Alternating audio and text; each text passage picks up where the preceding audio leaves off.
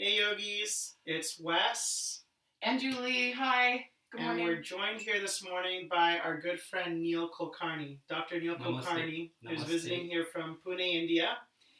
And this is our first Facebook Live session, hopefully of more to come. And we've decided to call it Chai Time. Chai time. And cheers. So the idea here is, we're hoping to get together to discuss some ideas for building our little local yoga community here within the Diablo Valley region. And it's my hope and our hope that we can maybe find ways to bridge our studios and our teachers and make resources more accessible for us so that we're able to grow and better serve our student population. So, if you have any ideas that you would like to see presented, or if you have things that you would like to see, please let us know, and then we can bring them on board for you. We're not doing partner yoga. We're not going to do partner yoga, so don't ask. Acro yoga? Maybe acro yoga. Think I can be the base? I don't know. I'm a little taller than you. We'll try that some other time off camera. All right. So, like I said, today we have our good friend Neil, who's here visiting us. And how much longer are you going to be here in town? I'm planning to be until end of June. Okay, end of June. And, I've known you now, what is it, 3 years? 4 years? 3 years. And it came by because you sent an email to me. And, yes. And, I think our first introduction was we went to get Thai food for dinner. And then from there, it's kept going. And Neil has basically been back every year since. Yes. So do you mind just telling us a little bit about who you are and Okay. I was born in a city called Pune in India, and my father was a realized yogi. So I got most of the things automatically. And the yoga practice started when I was 5. The yoga practice means not yogasanas, but the entire gamut, including philosophy. Started their programs at my home due to my father's influence. So I also had a chance to learn Sanskrit and related subjects, and I was myself interested in those subjects. So after my high school, my family realized that I will be going into the yoga field. So they told me that I should try to go into a field which gives me income. So I focused myself on engineering, and I did engineering in a top university. So I studied BS and MS in aerospace engineering, and after that I got a job in Bombay for a while, and then New Zealand for 5 years, and then I came to US in '88. So I have been in US since '88. I worked in computers field for 24 years, working on 17 different languages. But I want to tell you that my yoga study, which I started at the age of 5, continued throughout. And in '98, I felt like coming out of corporate field. So I stopped working, taking the help of the recession time that time. And then I went full time into yoga. And from '98, I have been teaching full time. And before that also, I have been teaching on a sort of voluntary basis. So I think that I had taught around 35,000 students, and we calculated my teaching hours the last month. It was 70,000. But I had trained at least 1,000 yoga teachers by now. And my whole work, whether I do computer work or yoga for schools or for disabled people, everything is revolving around yoga and associated subjects. Fantastic. And just out of curiosity, so you've studied since you were 5, and what was it that you were primarily studying other than asana? It's a good question. So what happens is that the environment in which I was brought up, there was a lot of philosophical things like, the kirtanam. Kirtanam means not like what we see today in the Krishnadas type of chanting, but kirtanam means that they are telling the stories from the scriptures along with the chanting. So that was one topic. The other one was that my father mother both had knowledge of scripture, so they were telling me the stories right from my childhood. My mother had read the entire Mahabharata so many times, and so I had already known the Mahabharata before I started reading it. So the philosophical background of that was known to me.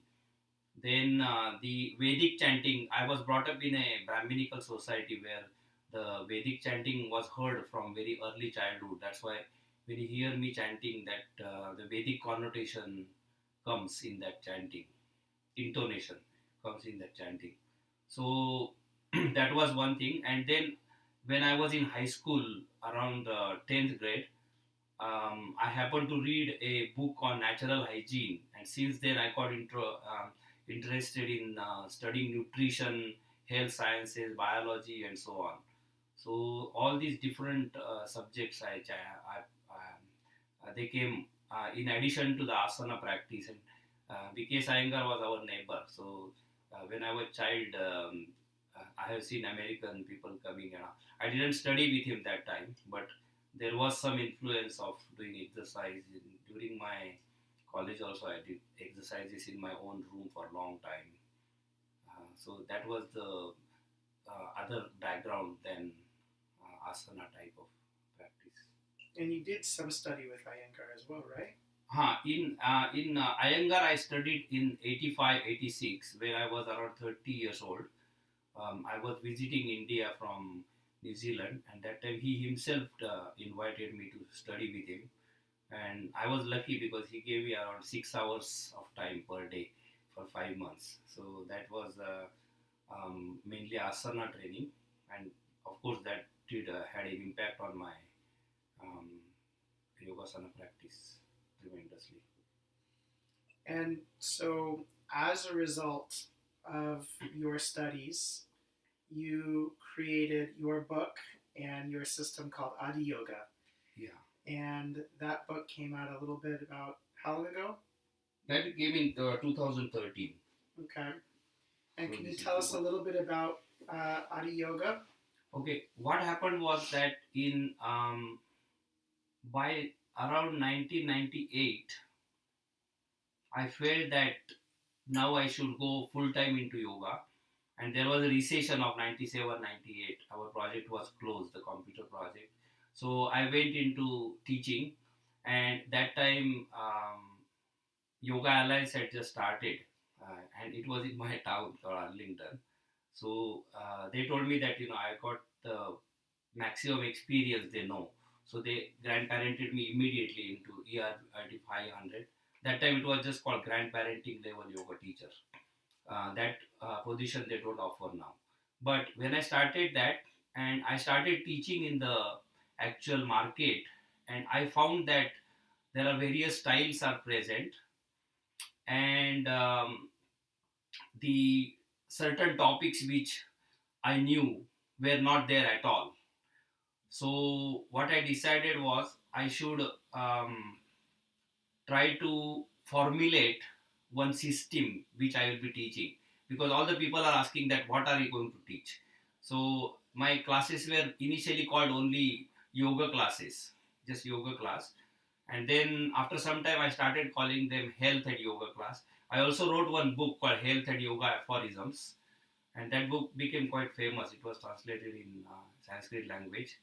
But later what I did was I that time I was working as a computer consultant for a short time in patent office, and I searched the entire database, and I saw that nobody has used the term authentic yoga.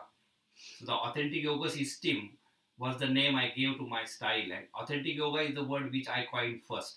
Of course, I did trademark it, but later I did not enforce it in a like a patenting way. Anyway, so I formulated that system, and I went on teaching that system. So it became very, very popular in the Northern Virginia area. and also up to Maryland. Sometimes I was called to Cleveland. Later, what happened is, I was 2007. I started visiting India for a prolonged time. Like I spent long time in India, then some time in US, and some in Europe. And I was teaching the Yoga Sutras class and some other philosophy classes to PhD students in Bombay. So they asked me that I should myself apply for PhD. So that was in 2012. So what I did was, when I applied for PhD, I wrote my synopsis in a form of sutras. So I wrote the Authentic Yoga Sutras, one book called Authentic Yoga Sutras, which has around 300 some sutras, 70 sutras are there. So, and in 18 chapters I wrote that book, and I applied that. I attached that book to my application. So the University of California Berkeley head told me that this book itself is beyond PhD level. So I should not go for PhD. I should just write the commentary on my own book and publish it. So in 2014, I published this book with a commentary. So it is now called as Adhiyoga, because my Sanskrit teacher, who converted my English sutras into Sanskrit sutras. So my book has got now three forms: Sanskrit sutras, my own original English sutras, and there is also a verse form by one poet into Sanskrit verses, and my commentary in English. So he authentic in Sanskrit language is Adhikrut.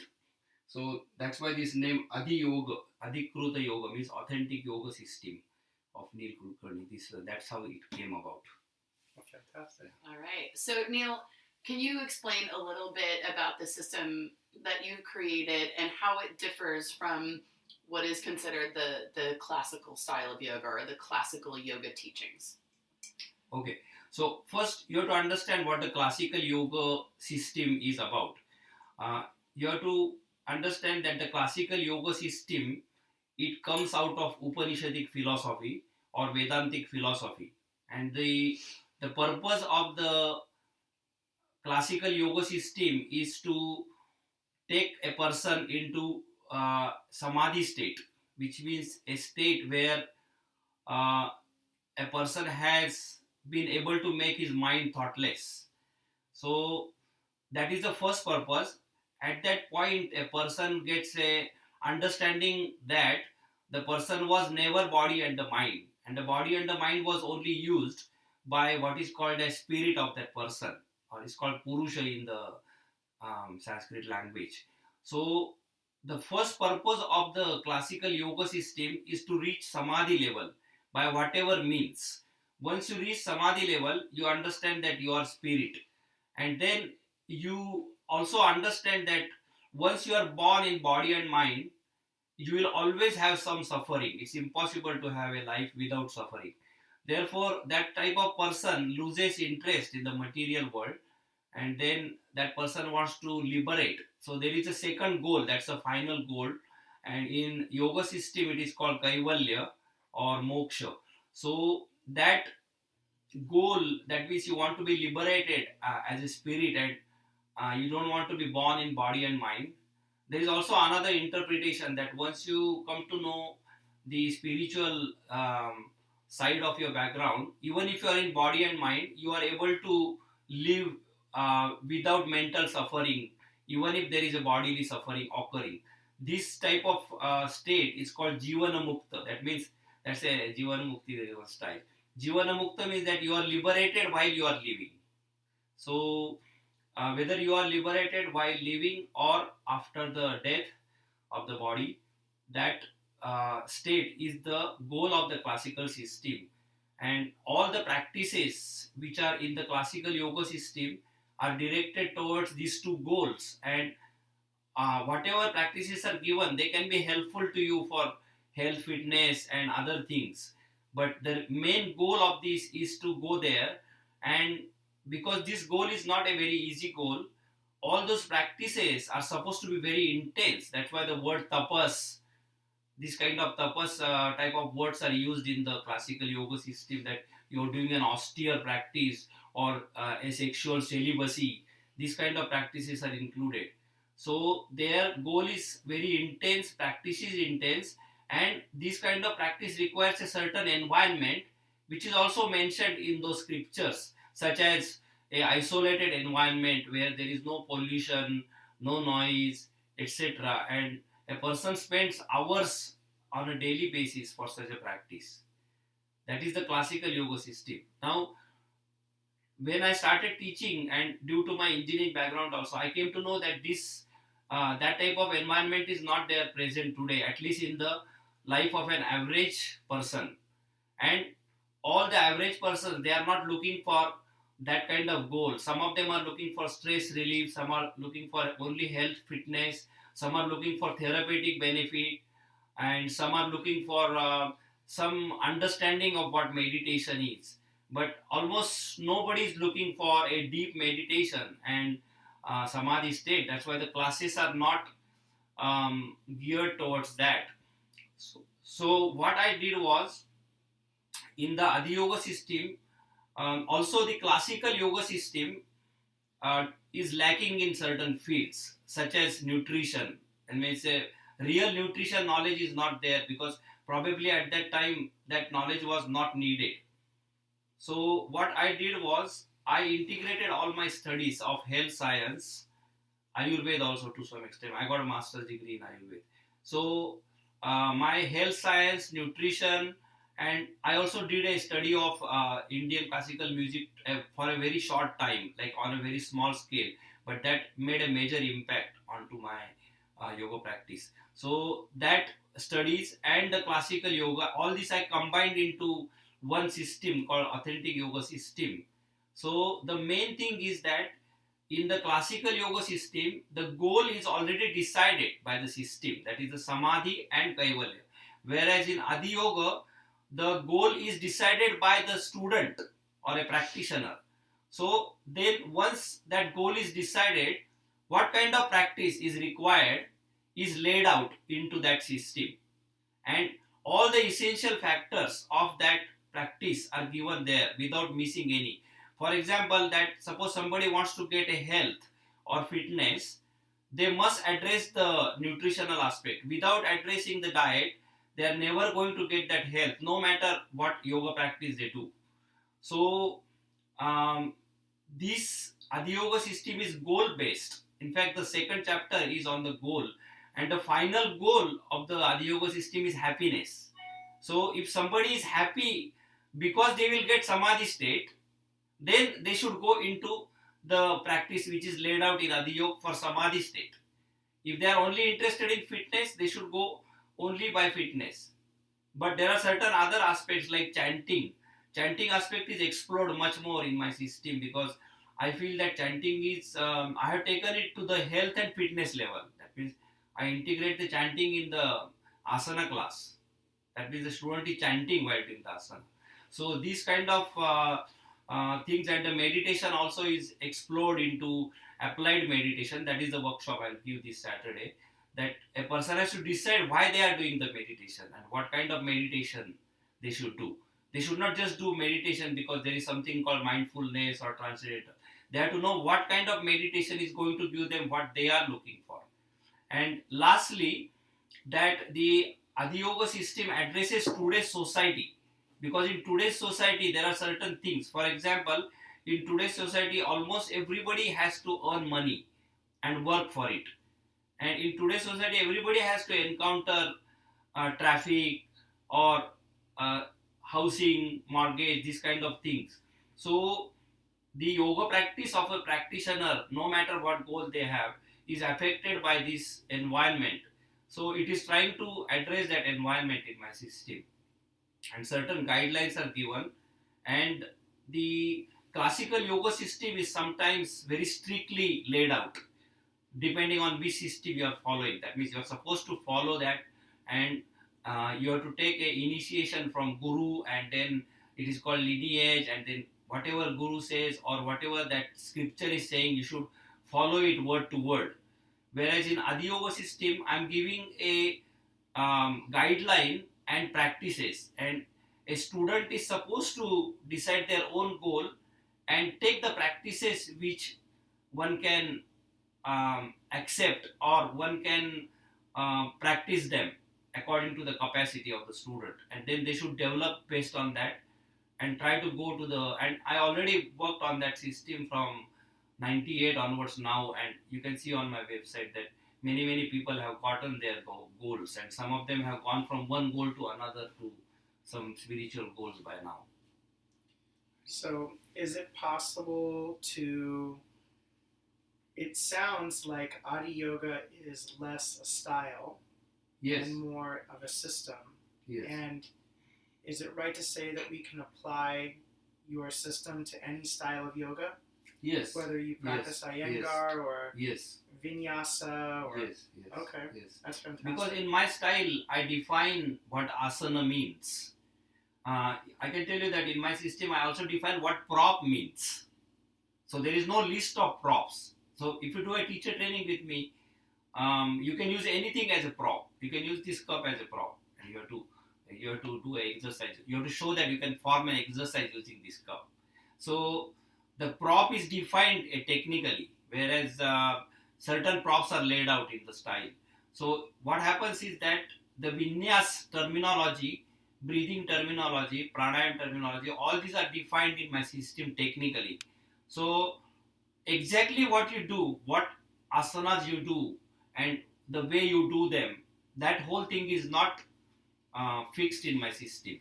It's totally. In fact, if you come to my yoga class, who are coming for last 10 years, they'll find that my each class is different from the other class.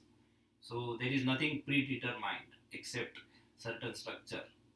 So it is like Indian classical music. It's an improvised system of teaching. So most of the styles are basically styles of instruction. They are the styles of practicing yoga and instruction. Adhiyoga is an improvised style, and the contents of it are given in this book. All right, great. So we know you're here till the end of June. What's on your plate? Like what's coming up with you? Currently, what's happening is that I gave 2 workshops already. One was on the Yoga Nidra, and the other workshop was on the first workshop was on philosophy. So, and currently I'm teaching 2-3 yoga teachers Sanskrit language associated for yoga topic, and I'm also teaching Upanishad to 2 very senior level teachers. So my this coming month, I'm giving 2 workshops on meditation, 1 workshop on chanting, and my these classes, Sanskrit and philosophy, will continue. But these are not enough for me, so I'm looking for giving classes in fields which are not available here, and mainly I'm interested in giving teacher training also. That is my activity for last 2 years in California. So I'm looking for giving teacher training. So far, I haven't got any teacher training this year. And then how can they reach you? How can they find you? Where are you? Well, they can go to my website, adhiyoga.com. This is the word Adhiyoga, ADHIYOGA.com. And my phone number is 415-425-3806, United States. And they can also send me an email from my website. They can go to my website. There's my email address there. It is Neelpura, NEELPURA @yahoo.com. They can send me an email, or they can contact Julie also, and she will. Most of you know her, so you can contact Wes also. He knows me, and you can approach me, and basically you can see the way you have to discuss with me is I do not try to give a fixed syllabus. So you talk to me and then tell me what you already know, what you are looking for, what is your budget and situation and timing, and I try to adjust it. That's another thing in my style, that I try to adjust what is to be taught based on the students' needs. All right. Thanks, Neil. Okay. Anything else to add, Wes? I think that's a wrap. Thank you guys so much for joining. We're cruising out of chai time. Yes, again, if there are any topics that you would like to hear about, or if you're interested in even coming on and talking with us, please let us know. Remember, this group is here to serve you and our community. All right, namaste. Namaste. Namaste.